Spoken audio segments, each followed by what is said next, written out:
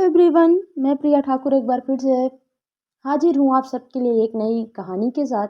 और हमारी आज की कहानी है सच्चे मोती। शाम हो चली थी। घर के काम निपटाकर रात के खाने की तैयारी करके सुष्मिता हाथ मुंह धोने चली गई। इस वक्त तैयार होकर घर के आगे चहलकदमी करना और अपने पति अमित की ऑफिस से आने की राह देखना, यही उसका रूटीन था। इसी समय अक्सर उसे सामने के घर में रहने वाली पारुल मिल जाती थी। दोनों गपशप करती और अपने पति की राह तकती। आज सुमिता का ध्यान पारुल के कपड़ों पर विशेष रूप से गया। वो तो कह रही थी कि उसे हल्के शेड वाले सूट ही पसंद है, फिर ये चटक ऑरेंज सूट, क्या बताऊं सुष्मिता। पतिदेव ने फोन पर निर्देश दिया है कि आज यही सूट पहनो। मुझे क्या पहनना है, कैसे तैयार होना है, इन बातों का बड़ा ध्यान रहता है इन्हें। कहते हुए पारुल की आंखों में सहज ही तैर आई शर्म की लाली, जैसे कह रही थी, बहुत प्यार जो करते हैं मुझसे। पारुल की यह बात सुन सुमिता के दिल में कुछ हलचल सी मच गई। 2 साल हो गए थे उसकी शादी को। उसका पति अमित बेहद अच्छा इंसान था। उसके और घर के प्रति अपनी तमाम जिम्मेदारियां बखूबी निभाता था, लेकिन उनके बीच कभी कुछ कमी सी महसूस होती थी उसे। वो क्या थी, ये तो वह खुद ही नहीं समझ पाई थी। कई बार ऐसा हुआ जब खास मौके पर सुमिता सजी सवरी और परिचितों से कॉम्प्लीमेंट पाती, मगर एक स्त्री को तो असली संतोष तभी मिलता है जब उसका पति उसकी सुंदरता की तारीफ करे। पर ऐसा कभी हुआ नहीं। अमित सुमिता को नजर भर देखते, मुस्कुराते और सामान्य बने रहते। क्या हो जाता अगर इतना ही कह देते, अच्छी लग रही हो, वो सोचती, लेकिन मन में सोच कर रह जाती। अमित के साथ रहते हुए सुमिता इतना तो जान गई थी कि अमित एक अनरोमांटिक, उदासीन प्रकृति के व्यक्ति हैं, जो उनसे प्रेम तो करते हैं मगर उस प्रेम का प्रदर्शन उनके बस की बात नहीं।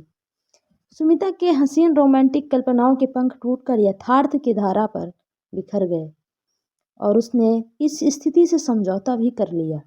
लेकिन जब कभी वह अपनी सहेलियों के साथ बैठकर उन्हें उनके पतियों द्वारा मिलने वाले सरप्राइज गिफ्ट, फूलों के गुलदस्ते और रोमांटिक बातों के किस्से सुनती, तो उसके दिल में एक टीस उभर आती। आज सुष्मिता को उसकी एक पुरानी सहेली रीमा का फोन आया था, एक छोटे से गेट टुगेदर का न्योता देने के लिए। न्योता पाकर वो असमंजस में पड़ गई। शाम को कैसे जाऊं?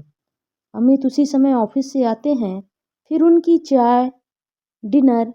कभी अपने पतिदेव को भी कुछ करने का मौका दिया कर। क्या एक दिन वो खुद मैनेज नहीं कर सकते? वो तो ठीक है, मगर कुछ नहीं। तेरे जैसी औरत ने ही पतियों के दिमाग खराब किए हुए हैं, तभी वे हम बीवियों को वैल्यू नहीं समझते। खुद ऑफिस से कितना भी लेट आए, मगर बीवी जरा भी इधर उधर हुई नहीं कि त्योरियां चढ़ जाती हैं। पतियों को कभी कभी उनके काम के साथ अकेला छोड़ देना चाहिए, तभी उन्हें हम बीवियों की कद्र समझ में आएगी। ओफो, लेक्चर मत दे। अच्छा, आऊंगी। रीमा का अंतिम वाक्य सुष्मिता को जच गया। उसने हामी भर ली और अमित को सूचित करने के लिए फोन मिलाया। आज शाम को रीमा ने एक गेट टुगेदर में बुलाया है, सोचती हूँ चली जाऊँ। हाँ हाँ बिल्कुल, तुम चली जाना।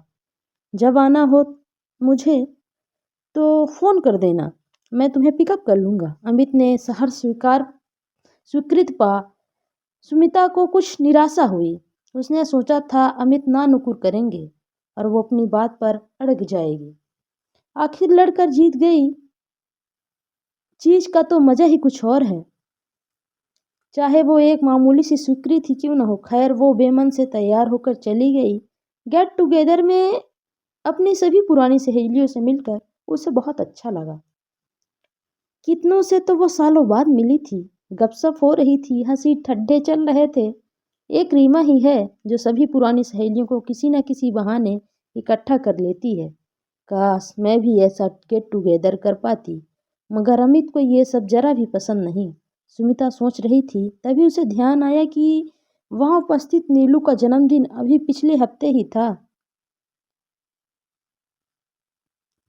बिलीटेड हैप्पी बर्थडे नीलू, कहो कैसी रही सालगिरह?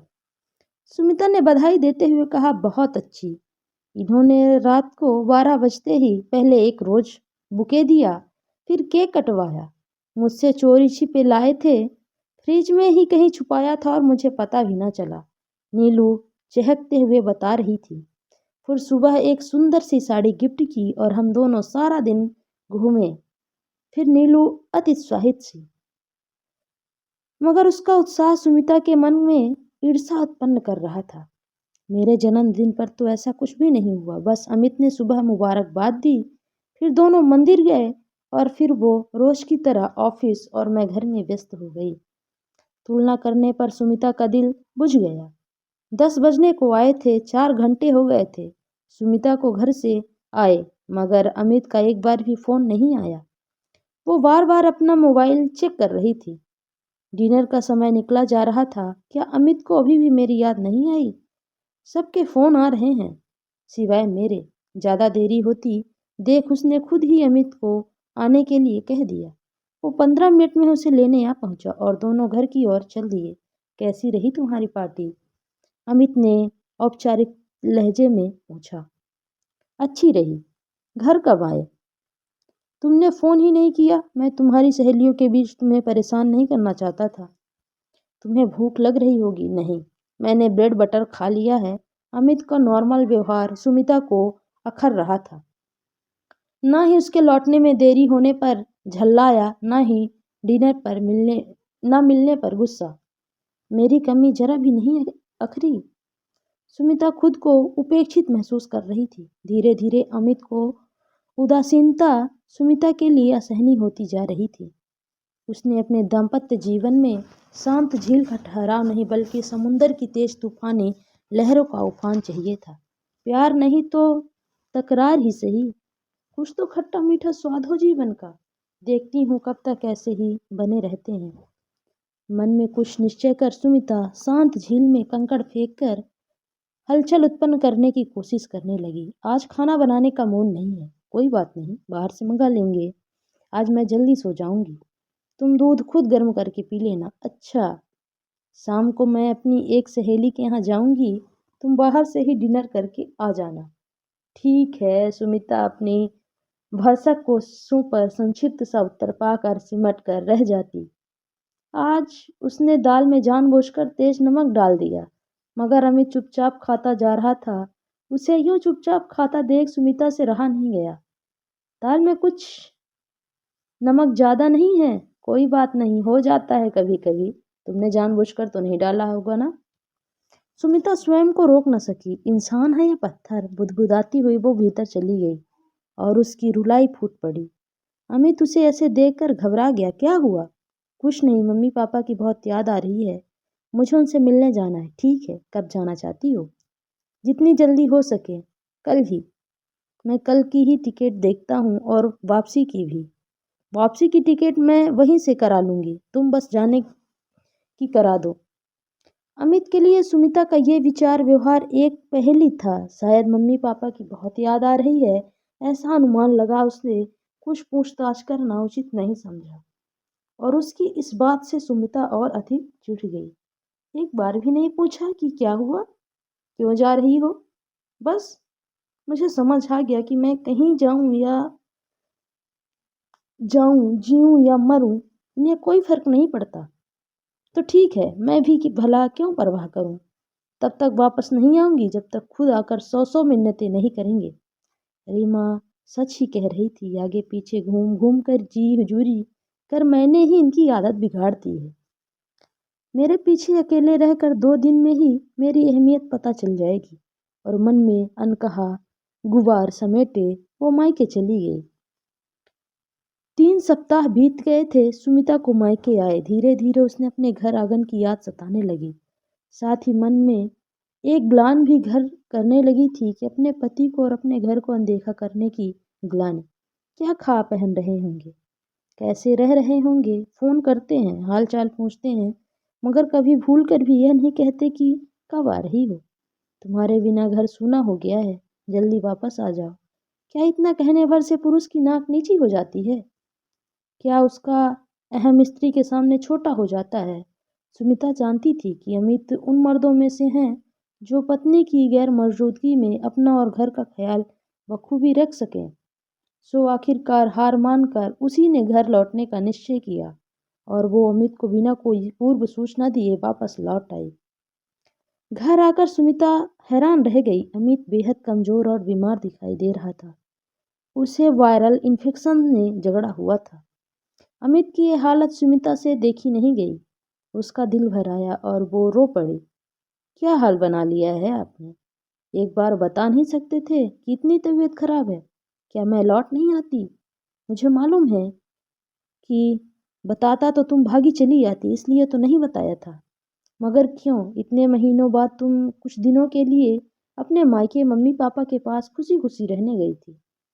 अपना हाल बताकर मैं तुम्हारी खुशियों में खलल नहीं डालना चाहता था। आखिर तुम उनकी बेटी हो, उनका भी तो हक बनता है तुम पर। अच्छा, अब ज्यादा बातें मत करो। क्या हालत कर दी है तुमने तुम्हारी इस बुखार ने? अमित को यूं बेहाल देखकर पत्थर बनी सुमिता मोम की तरह पिघल जाती है। हालत खराब बुखार ने नहीं बल्कि तुम्हारी जुदाई ने की है सुमिता। अब तुम आ गई हो तो मैं जल्द ही अच्छा हो जाऊंगा, कहते हुए अमित ने सुमिता की बाहों में अपना सर रख दिया। उसकी नम हुई आंखों से छलक आए दो आंसुओं को सुमिता ने अपनी हथेली में थाम लिया। कुछ और कहने सुनने की लालसा शेष न रह गई थी मन में। सारी इच्छा सारी अपेक्षाएं न जाने कहाँ हवा हो गई थी। उसकी मुट्ठी में बंधे ये दो सच्चे मोती ही अमित के प्रेम की सर्वोच्च प्रस्तुति थे, जो उससे उसके 7 जन्मों के लिए काफी थे। आपको हमारी ये स्टोरी कैसी लगी हमें कमेंट सेक्शन में ज़रूर बताएं और चैनल को सब्सक्राइब करके बेल आइकन को भी प्रेस कर लें। मिलते हैं ऐसी ही नई कहानी।